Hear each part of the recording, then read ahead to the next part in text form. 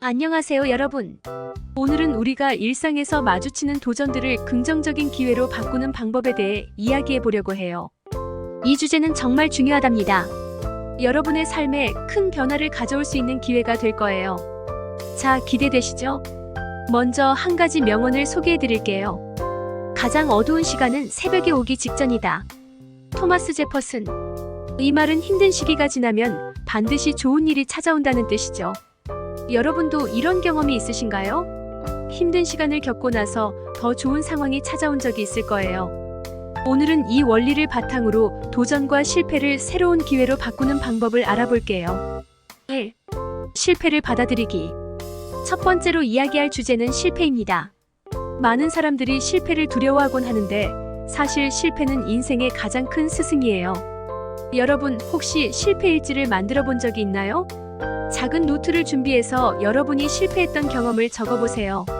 그때 느꼈던 감정과 실패의 원인도 솔직하게 기록하고 그 경험에서 배운 점도 적어보세요.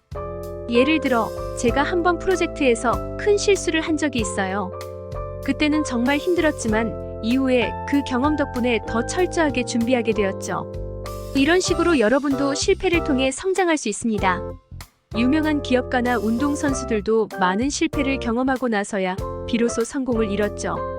예를 들어 마이클 조던은 고등학교 시절 농구팀에서 잘리지 않았나요? 그가 실패를 두려워하지 않고 도전한 덕분에 전설이 되었답니다. 그러니 실패를 두려워하지 말고 오히려 그것을 기회로 삼아보세요. 2. 목표 설정과 게임화. 다음으로 이야기할 것은 도전적인 목표를 세우고 이를 게임처럼 즐기는 방법이에요. 목표를 세우고 성공했을 때 자신에게 작은 보상을 주는 거죠. 예를 들어 이번 주에 운동 3회 하기라는 목표를 세우고 성공하면 좋아하는 간식을 즐기는 거예요. 목표를 달성했을 때의 느낌을 기록해두면 다음 목표를 세울 때 큰 도움이 될 거예요. 이렇게 작은 보상이 여러분의 동기부여를 더욱 강하게 만들어줄 거예요. 도전이 마치 게임처럼 느껴지면 목표를 이루는 게 훨씬 즐거워질 거예요. 그런데 이 과정에서 무엇보다 중요한 건 목표를 작게 나누는 거예요. 운동 3회라는 목표 대신 오늘 10분만 걷기처럼 작게 시작해보세요. 작고 달성 가능한 목표를 세우면 성취감을 느끼기 쉬워요. 이렇게 목표를 점차 확대해 나가면 큰 목표도 이룰 수 있을 거예요. 3. 긍정적인 자기 대화. 이제는 긍정적인 말을 자신에게 해보는 것에 대해 이야기해볼까요? 매일 아침 거울을 보며 나는 이 하루를 잘 이겨낼 수 있어 라고 말해보는 건 어떨까요? 이런 작은 습관이 여러분의 하루를 훨씬 밝게 만들어줄 거예요.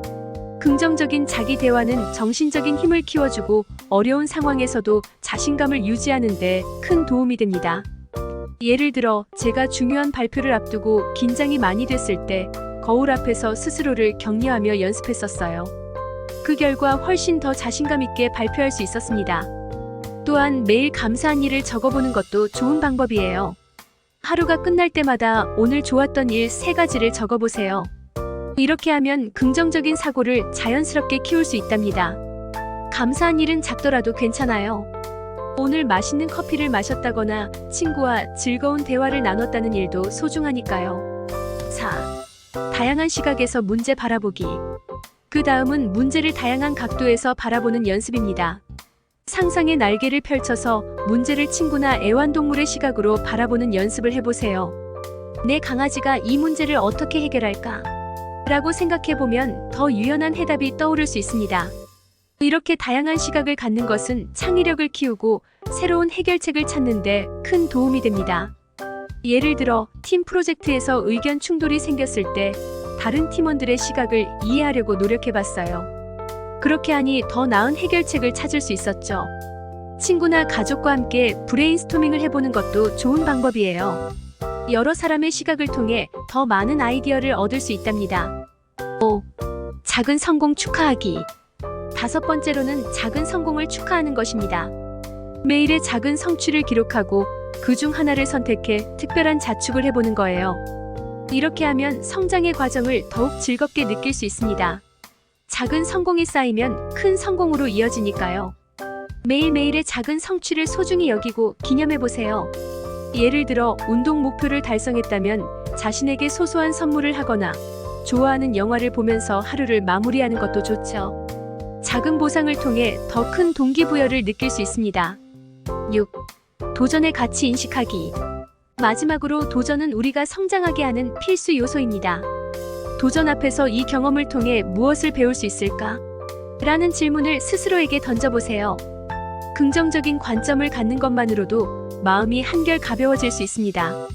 도전의 가치를 인식하면 어려운 순간에도 긍정적인 마음을 유지할 수 있어요. 제가 처음으로 외국에 나갔을 때 언어 장벽과 문화 차이로 힘든 순간이 많았어요. 하지만 그 경험 덕분에 더 넓은 시각을 가지게 되었답니다. 이렇게 도전은 우리가 성장하는 데 중요한 기회입니다. 여러분, 오늘 공유한 방법들을 통해 성장 마인드셋을 기르고 매일의 도전을 새로운 가능성으로 바꿔보세요. 다음 포스팅에서는 자신감을 키우는 방법을 다룰 예정입니다. 기대해주세요. 영상이 유익했다면 좋아요와 구독 잊지 마세요. 감사합니다.